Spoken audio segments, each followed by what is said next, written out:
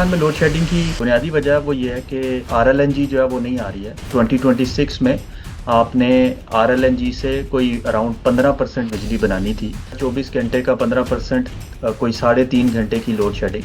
RLNG plants की जो geography है उसको समझें, वो सारे के सारे प्लांट्स सेंटर ऑफ पाकिस्तान में है, पंजाब में लगे हैं कि पंजाब के जो लोड सेंटर्स हैं उनका जो लोड है वो झेल सकें। अगर RLNG प्लांट्स नहीं भी चलते तो आपको उनको 7 रुपये पर यूनिट के हिसाब से देने हैं कैपेसिटी की मद में, जो आपने कॉन्ट्रैक्ट साइन किए हैं वो उनको देने पड़ेंगे। पावर प्लांट्स जनरेशन लगाने पे ज़्यादा फोकस किया है कि ट्रांसमिशन पे उस तरह से इन्वेस्ट नहीं किया। तो अगर आपके पास 2 कंटेनर्स भी RLNG के आ जाते हैं तो सूरत हाल बहुत अच्छी हो जाएगी। जनवरी 1985 में उस वक्त के प्लानिंग के वजीर महबूबुल हक ने कहा था कि पाकिस्तान में 1 साल के दौरान लोड शेडिंग खत्म हो जाएगी। महबूबुल हक चले गए, IPPs आ गए, शहबाज शरीफ हाथ में तारीखी पंखा पकड़े हुए आ गए और अब उनकी सरबराही में एक हुकूमत भी आ गई है। मगर जो चीज़ साबित कदमी से अपनी जगह पे मौजूद है वो है लोड शेडिंग। इस सारे कज़िये की वजह क्या है, ये एक तवील गुफ्तगू है, मगर सवाल ये है कि हालिया ईरान अमेरिका जंग के बाद आखिर पाकिस्तान में लोड शेडिंग बढ़ क्यों गई है,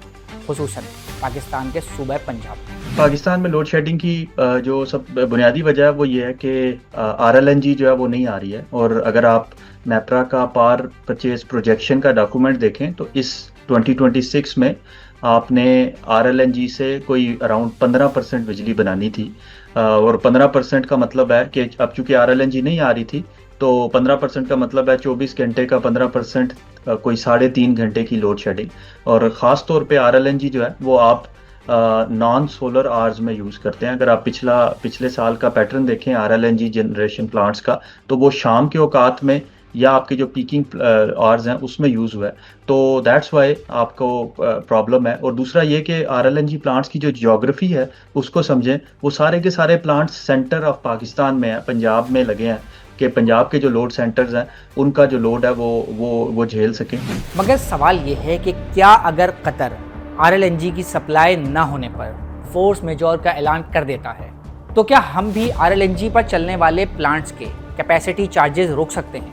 RLNG प्लांट्स काफ़ी सारे गवर्नमेंट के अपने भी हैं, पंजाब गवर्नमेंट के भी हैं, तो वहाँ पे तो कुछ इस तरह का सेटअप हो सकता है। लेकिन देखना ये होगा कि क्या गवर्नमेंट किस तरह से निगोशिएट करती है। ऑब्वियसली करना चाहिए निगोशिएट, कैपेसिटी की सूरत में तो ज़रूर करना चाहिए। देखिए हमने अगर आप CPEC की इन्वेस्टमेंट्स को देख लें तो अराउंड $28 बिलियन जो है वो आपने एनर्जी में इन्वेस्ट किया है।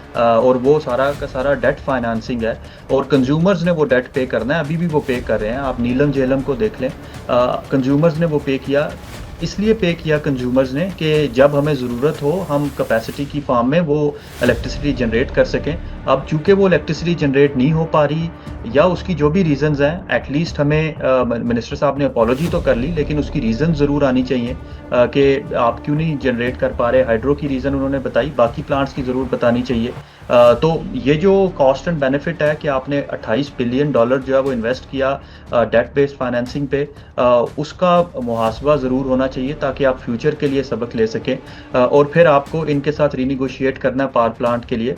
अगर आपको मैं फिगर्स दे दूं तो अगर RLNG प्लांट्स नहीं भी चलते तो आपको उनको 7 रुपये पर यूनिट के हिसाब से जो आपकी कैलकुलेशंस हैं आपको बिलियंस ऑफ रुपीज़ जो है वो उनको देने हैं कैपेसिटी की मद में, जो आपने कॉन्ट्रैक्ट साइन किए हैं वो उनको देने पड़ेंगे। एक और सवाल जो अक्सर पाकिस्तान में पूछा जाता है वो ये है कि 40,000 मेगावाट से भी ज़्यादा की जनरेशन कैपेसिटी के बावजूद आखिर 16,000 मेगावाट पर ही पाकिस्तान में बिजली का शॉर्टफॉल क्यों हो रहा है और क्या इसका जवाब ट्रांसमिशन लाइंस के ना होने में छुपा है? कुछ अरसे में काफ़ी इंटीग्रेटेड प्लानिंग की तरफ हमारा पावर डिवीजन गया है, लेकिन स्टिल बड़ी कोताहियां हैं उसके अंदर। ख़ास तौर पे अगर आप हिस्टोरिकली देखें तो हमने बिल्कुल भी प्लान नहीं किया। हमने एक तो बड़ा उसको कंसंट्रेटेड रखा, सेंट्रलाइज्ड रखा, आपने उसको जो आपकी इकोनॉमिक प्लानिंग थी उसके साथ मैच नहीं किया।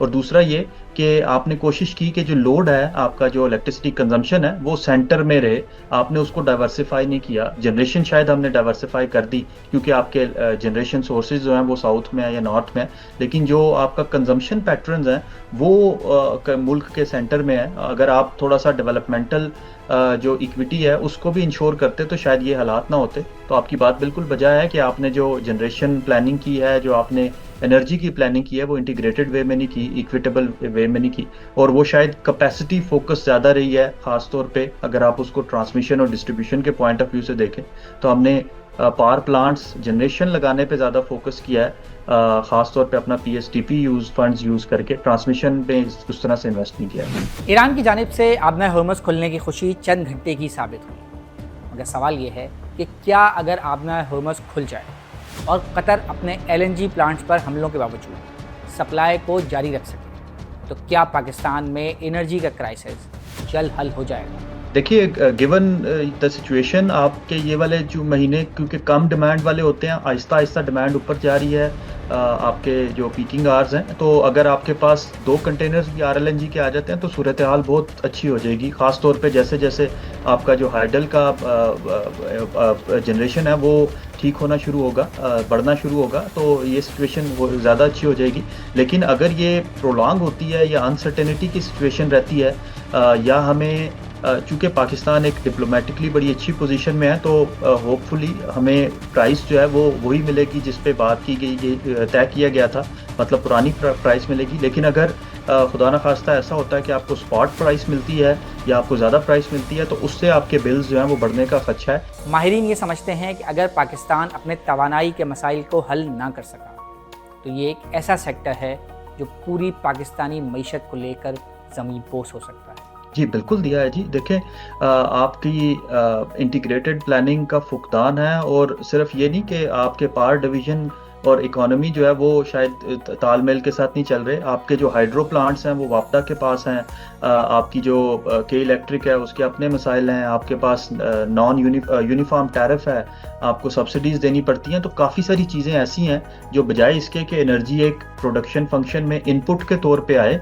और आपके प्रोडक्शन फंक्शन को सपोर्ट कर रही हो, बजाय इसके कि ये कॉस्ट साइड पे चली जाती है और कॉस्ट जो है वो बढ़ जाती है। तो हुकूमत को इस चीज़ को सोचना होगा कि किस तरीके से आप अपने पावर सेक्टर को, इलेक्ट्रिसिटी को एक रेजिडेंशियल फ्यूल की बजाय एक प्रोडक्टिव इंडस्ट्रियल फ्यूल या इनपुट के तौर पे देख सकते हैं। वो तभी होगा जब गवर्नमेंट रेजिडेंशियल कंज्यूमर्स को सोलर पे इंसेंटिवाइज करेगी, खास तौर पे प्रोटेक्टेड कंज्यूमर्स को, जिनको आप 10 रुपए की बिजली देते हैं और हाईली सब्सिडाइज रेट्स पे देते हैं, उनको आप सोलर पैनल दे दीजिए और उनसे वो सब्सिडीज वापस लेके मुल्क में इलेक्ट्रिसिटी को सस्ता करके इंडस्ट्रियल कंज्यूमर्स को ग्रिड पे लेके आएँ और इंडस्ट्री को इंसेंटिवाइज करें। तब जाके एनर्जी इकोनॉमिक्स जो है वो बेहतर होगी, और मुल्क की जो मैशत है उसमें अहम रोल जो है वो हमारा एनर्जी सेक्टर प्ले करेगा। अभी तो एनर्जी जो है वो कॉस्ट में इजाफे का ही बायस बन रही है।